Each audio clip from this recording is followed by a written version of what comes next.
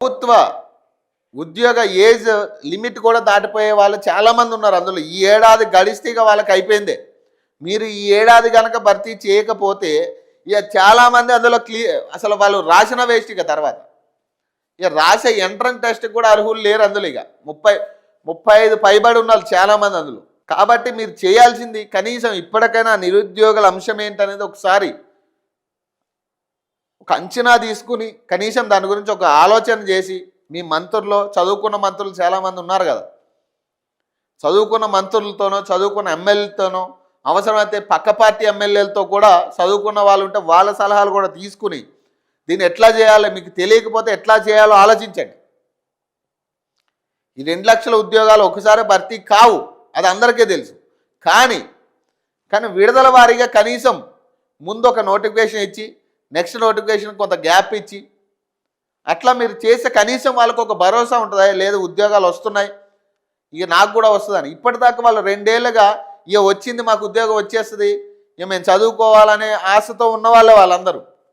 ఇప్పుడు ఏ ప్రతిపక్ష పార్టీ వాళ్ళ నడిపించినా 2 సంవత్సరాలు ఏ పక్ష పార్టీ నడిపియదు, అండగా ఉంటుంది. నేను చెప్తున్నాగా, ఏ రాజకీయ పార్టీ కూడా వాళ్ళని ఓట్ల రూపంలోనే చూస్తూ ఉంది. ఏ పార్టీ అయినా బీఆర్ఎస్, బీజేపీ, కాంగ్రెస్ 3 పార్టీలు కూడా వాళ్ళు కేవలం ఓట్ల రూపంలోనే చూస్తూ ఉంది. కేవలం ఓట్లు, వీళ్ళ వల్ల ఎంత మెజారిటీ వస్తుంది, వీళ్ళకి సపోర్ట్ చేస్తే మనం వెలుగులోకి వస్తాం, మనకు ప్రచారం జరిగిద్ది, మనం ప్రమోషన్ చేసుకోవచ్చు మంచిగా అని వచ్చేటోళ్ళే తప్పితే నిరుద్యోగుల దగ్గరికి ఎవడు ₹1 ఇచ్చేటోడు కానీ నడిపించేటోడు కానీ లేడు. అందులో ఇష్టాచారం మీరు కేసులు పెట్టి వాళ్ళు ఇబ్బందులు పెట్టడమే కాకుండా ఇప్పటికీ పోరాటం చేస్తే మీరు అరెస్టులు చేయించి లాఠీ చార్జీలు చేసి విచ్చలవిడిగా ఒక ఎస్పీ ఏమో ఇష్టం వచ్చినట్టు తిడుతున్నాడు.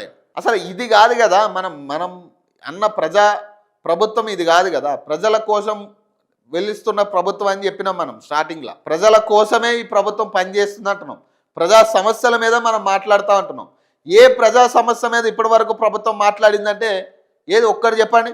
యూరియా కోసం రైతులు ఎదురు చూస్తుంటేనేమో అక్కడ సినిమా టిక్కెట్లు, అసలు యూరియా కొరతే లేదని మనం చెప్తాం. నిరుద్యోగులు ధర్నా చేస్తుంటేనేమో లేదు వాళ్ళ పక్క పార్టీ వాళ్ళు మేము ఉద్యోగాలు ఇస్తున్నాం. మీరు అన్న 60,000 ఉద్యోగాలు ఇచ్చి కూడా దాదాపు 2 సంవత్సరాలు అయిపోయింది సార్. ఆల్రెడీ సంవత్సరం అయిపోయింది మనం ఇచ్చి కూడా. మళ్ళీ సంవత్సరం నుంచి వాళ్ళు ఖాళీగానే ఉన్నారు, ఏ ఉద్యోగాలు లేకుండా. ఐఏఎస్ అధికారిని, రిటైర్ ఐఏఎస్ అధికారులు మనం మేపుతున్నాం. వేలాది మంది రిటైర్ ఐఏఎస్ని మేపుతున్నాం మనం. వాళ్ళు పక్కకు జరిగే పరిస్థితి లేదు ఈరోజు. 70 సంవత్సరాలు, 60 సంవత్సరాలు, 80 సంవత్సరాలు వయసు పైబడి వృద్ధులు పనిచేస్తూ ఉన్నారు ఇప్పుడు ఐఏఎస్